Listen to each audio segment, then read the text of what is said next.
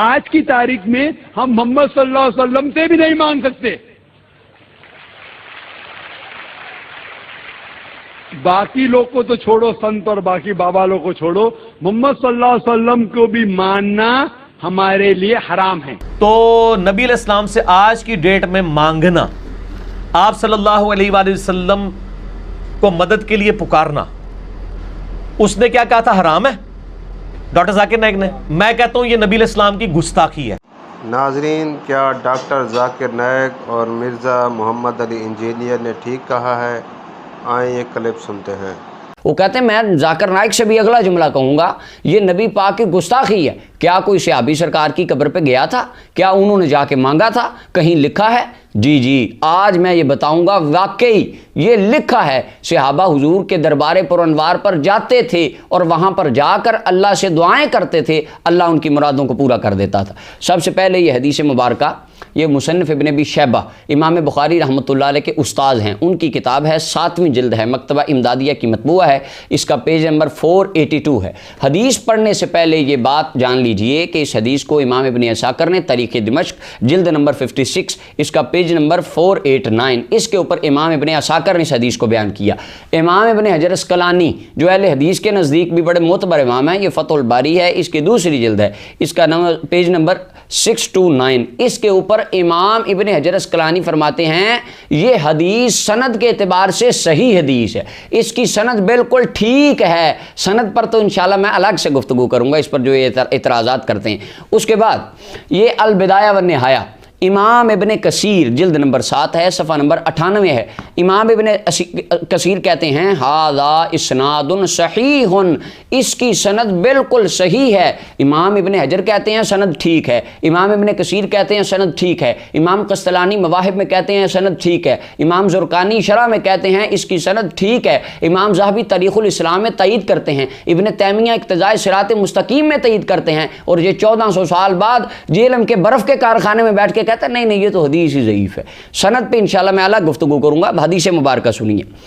حدیث نمبر 35 ہے حضرت فاروق اعظم کے فضائل کے باب میں.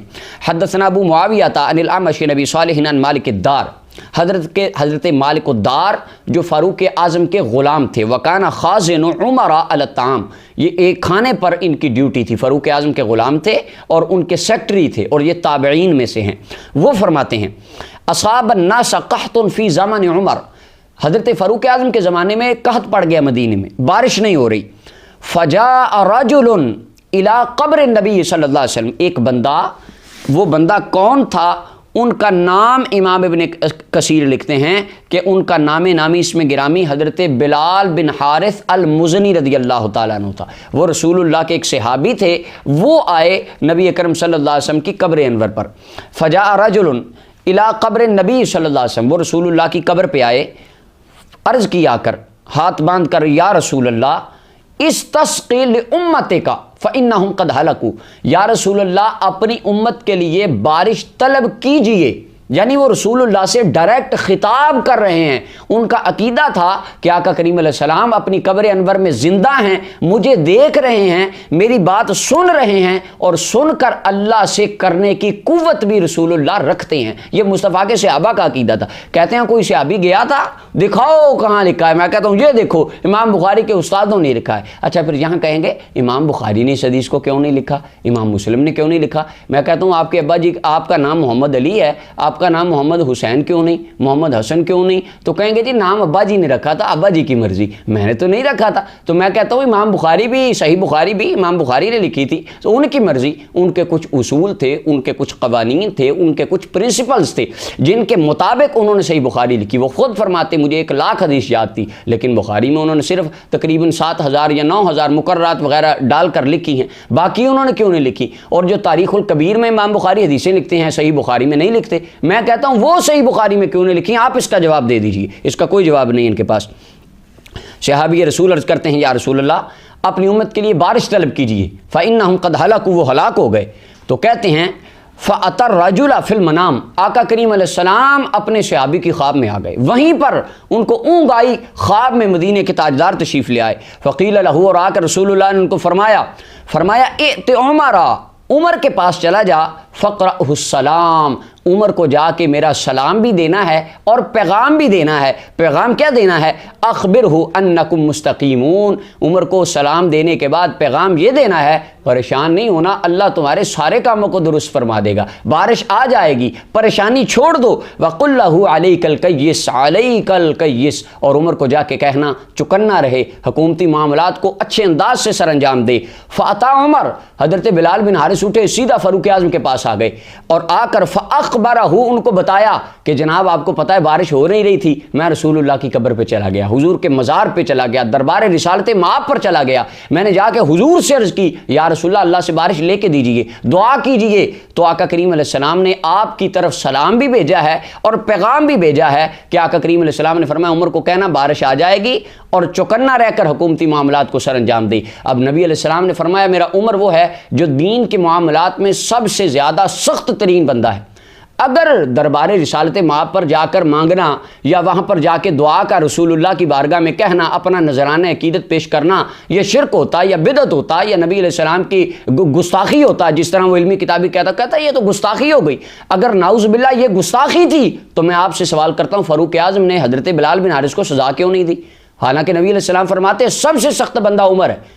चाहिए तो ये था अगर शिरक होता, बिदत होता, हराम होता, आप वहीं पर लिटा लेते, कोड़े मारने शुरू कर देते, सजा देते कि तूने शिरक किया है, तूने तो बिदत की है, तूने तो हराम किया है। लेकिन क्या फ़ारूक आज़म ने क्या किया? फ़ारूक आज़म की आंखों से आंसू आ गए और अर्ज़ करने लगे या रब्बी ला आलू इल्ला मा हजस्तु अन्हु, अल्लाह मैं कोताही नहीं करता, अल्लाह मैं दुरुस्तगी से हुकूमती मामलात को, इसकी इस्टेब्लिशमेंट को सर अंजाम दे रहा हूँ, मगर जिन कामों से उमर आजिज़ आ जाए तो उस पर उमर की मदद फरमा। आगे से रोकर रसूलुल्लाह के पैगाम को सुनने के बाद अल्लाह से इस्तिकामत की दुआ करना फ़ारूक आज़म का फतवा बन जाता है कि जब कोई मुश्किल वक्त आ जाए तो रसूलुल्लाह के दरबार पर जाना, मुस्तफ़ा जान रहमत को अपने दिल की आरज़ुएँ और अपनी हाजतें सुनाना, ये नबी अलैहिस्सलाम के सहाबा की सुन्नत है और अहले ईमान का शेवा है। और इससे पता ये चलता है जब कोई बंदा जाके रसूलुल्लाह को हाल दिल सुना देता है, अल्लाह उसके हाल दिल को कबूल फरमा लेता है और रब उसकी मुरादों को पूरा कर देता है। अब इमाम बुखारी रहमतुल्लाह अलैह के उस्ताद इमाम अब्दुल्ला बिन मोहम्मद बिन अबी शैबा अपनी इस किताब मुसन्नफ़ इब्न अबी शैबा के अंदर इस हदीस मुबारक को लिखते हैं, जिल्द नंबर 7 है, और इमाम इब्न कसीर कहते हैं हदीस सही है, इब्न हजर अस्कलानी कहते हैं हदीस सही है, तमाम मुहद्दिसीन कहते हैं ये हदीस सही है। लेकिन 1450 साल बाद वो बर्फ़ के कारखाने में जेल में बैठ के वो इल्मी किताबी कहता है नहीं ये तो हदीस है ही नहीं, ये तो झूठी हदीस है, इमाम बुखारी के उस्तादों ने लिखी है, झूठी है, लेकिन इमाम बुखारी ने जो लिखी वो सही है। अल्लाह अकबर। तो ये आका करीम अलैहिस्सलाम के सहाबा की सुन्नत है और नबी अलैहिस्सलाम की उम्मत मुबारका का 1400 साल से ये तरीका चला रहा है।